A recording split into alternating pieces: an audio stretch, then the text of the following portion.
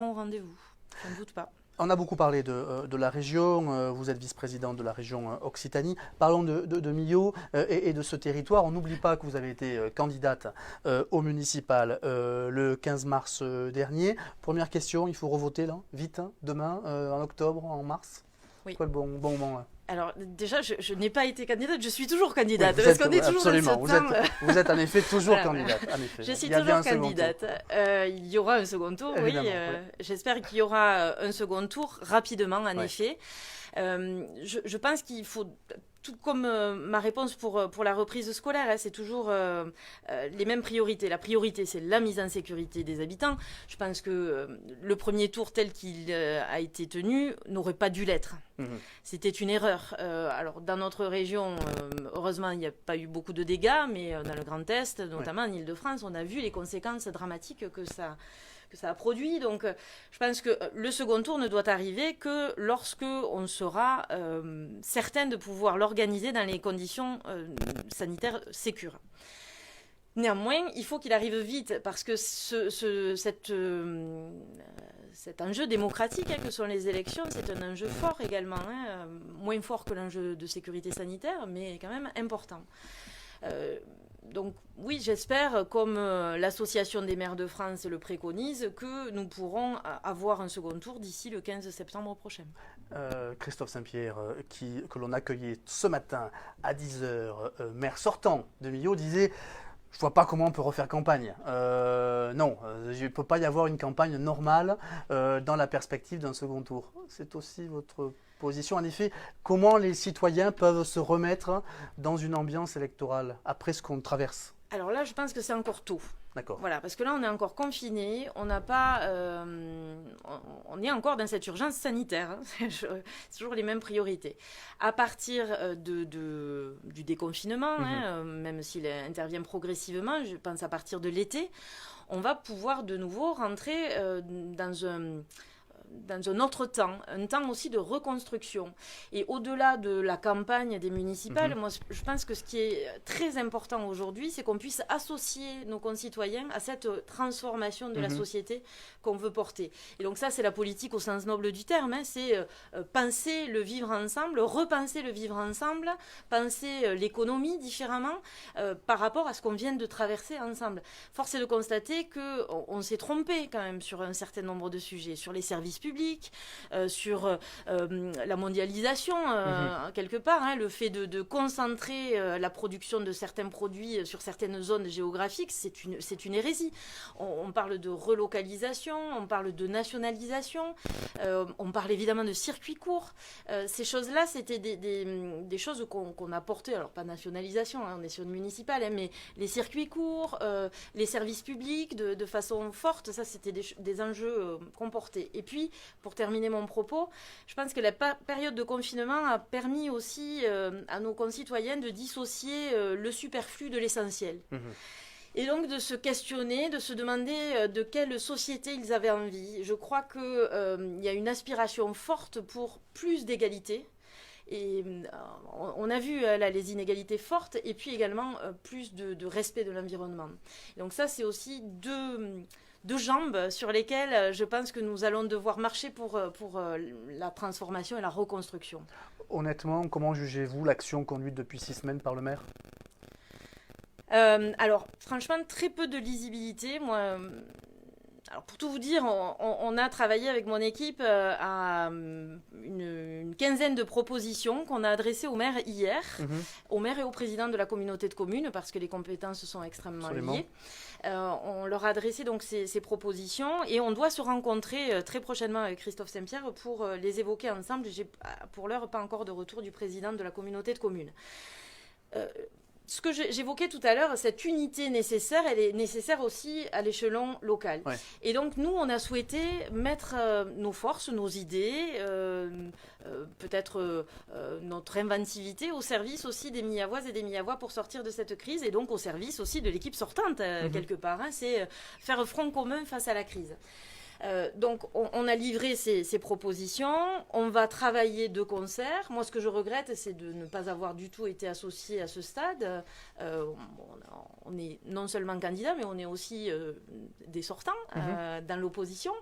Bon, évidemment, le Donc conseil pas de contact, municipal... pas de sollicitation, pour que dès le démarrage du confinement, Oui. il y ait une approche globale. Oui, oui, oui. Et puis, on n'a pas été associé à la cellule de crise. Alors, je ne sais même pas s'il y a une cellule de crise finalement à Millau. Donc, voilà, je trouve qu'il devrait y avoir une cellule de crise à Millau à laquelle les oppositions devraient également participer. Parmi les 15 propositions, hein, vous évoquiez 15 propositions, quelles sont 16 les même. 16, d'accord, Ouais. les 2 ou 3 qui vous paraissent majeures et qu'il devrait prendre dans son programme, je dirais, d'après-confinement?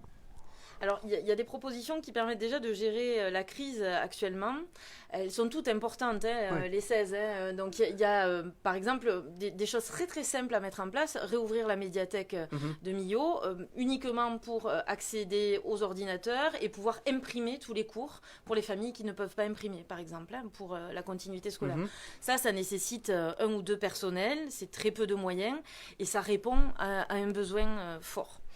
Il y a évidemment toutes les mesures économiques. Hein. Moi, je pense qu'il y a une mesure très simple qui peut être prise facilement, rapidement, et qui correspond aux attentes des chefs d'entreprise. C'est un accompagnement sur les loyers. Parce que le volet 1 de l'État permet d'avoir 1 500 €, enfin 1 300 en moyenne en Aveyron, peut-être pour couvrir son salaire, son revenu mensuel. Ensuite, il reste les charges fixes de ces petits commerçants artisans. Et les charges fixes, la plus importante, c'est souvent le loyer. Donc avoir une prise en charge concrète du loyer, partiel ou total, hein, en fonction des situations, ça peut être une mesure facilement mise en œuvre aussi à l'échelon intercommunal. On peut peut-être là, pour une mesure davantage d'avenir, repenser les espaces publics et avec les délais de distanciation physique qui vont nous être imposés. Il va falloir repenser les terrasses de café, de restaurants. Donc on peut avoir aussi une concertation avec ces professionnels pour voir dans quelle mesure on peut agrandir leur périmètre de terrasse. Alors le maire a déjà... fait la gratuité sur... Oui, c'est ce qu'il nous annonçait tout à ça, l'heure, c'est absolument. une très bonne chose. Hein. Il fallait évidemment le faire. Ils n'en profitent pas. La moindre des choses, c'est qu'ils ne payent pas pour quelque chose dont ils ne profitent pas. Mais on peut aussi imaginer cela. On peut imaginer aussi les espaces piétons et cyclos qui soient étendus et du coup qui rognent un peu sur les espaces dédiés aux voitures. Et ça, on peut profiter de cette période et de ce besoin de changement pour l'initier. Une question pour terminer sur le service public, la santé, les hôpitaux. Il y a eu un grand débat quand même sur ce territoire autour des hôpitaux.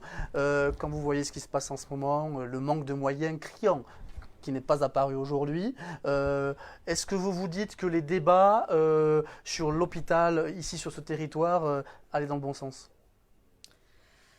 Alors ouais, moi je reste persuadée que c'est ce que j'évoquais tout à l'heure. La qualité du service public en proximité, c'est essentiel. Ensuite, on ne bouge pas sur notre position. Ouais. Vous vous souvenez, on disait, mais de quoi parlons-nous ? On ne veut pas avoir une opposition ou une adhésion sans connaître vraiment le cœur du projet d'hôpital médian. Donc là, c'est pareil. Parce qu'on peut tout imaginer. Cet hôpital médian, il peut renforcer le service public médical local ou il peut au contraire l'affaiblir. Nous... Notre équipe, on se bat pour renforcer le service public de santé du Sud-Aveyron, qu'il soit d'une façon ou d'une autre. Peu importe, j'ai envie de dire. Ce qui compte, c'est qu'on ait vraiment des médecins, des soignants et des bonnes conditions d'accueil pour nos malades et nos populations. Et en cela, les gouvernements précédents, de gauche et de droite, ont une responsabilité quand même sur l'état que l'on rencontre aujourd'hui ? Bien entendu. Bien entendu, on doit faire aussi notre bilan et voilà, tenir compte des leçons de la crise pour reconstruire. Et le plan hôpital évoqué par Emmanuel Macron, selon vous, comment devrait-il se traduire ? Quelles sont les premières décisions ? Il a pris des mesures d'aide financière, d'accompagnement. Qu'est-ce qu'on fait de plus quand on sort du confinement dans le cadre de ce plan hôpital dont on ne connaît pas totalement les contours ? Et qu'est-ce que vous feriez ? Déjà, arrêtez de fermer des lits. On voit combien les lits sont importants. Donc, tout ne peut pas être fait en ambulatoire. Ça, c'est déjà une première leçon. On a une population aussi qui est vieillissante, qui est, en tout cas sur le bassin du Sud-Aveyron, on a beaucoup de familles avec une seule personne dans la famille. Donc le retour à la maison après une hospitalisation se fait parfois plus difficilement. Donc la fermeture de lit, elle doit vraiment arrêter et puis on doit repartir dans l'autre sens. Je pense que c'est aussi repenser la revalorisation de tous ces métiers, de tous ces métiers de service public dont on a vu qu'ils étaient l'essentiel pour pouvoir continuer la vie quotidienne, notre quotidien. D'abord se soigner, évidemment, mais également tous les autres métiers du quotidien. Et donc, il faut qu'on change de paradigme là-dessus parce que ces professions-là doivent être vraiment revalorisées. Et donc, ça passe aussi par des moyens financiers.